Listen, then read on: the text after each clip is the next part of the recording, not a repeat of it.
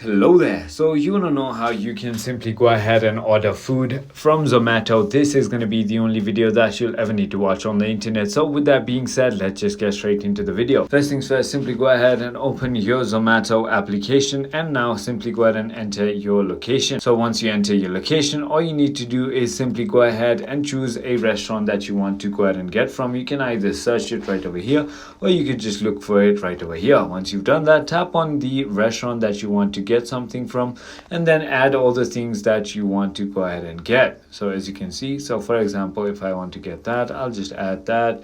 If I want to get that, I'll just add that. And then now all I need to do is simply go ahead and tap on view cart. Once I'm on the cart, all I need to do is simply go ahead and click on enter phone and address on the next step. Simply write your name, your number, click on continue, and then you can simply go ahead and confirm your order. You'll get the call and then you can simply go ahead and get your food. I hope this video was helpful to you. If it was, hit that like button.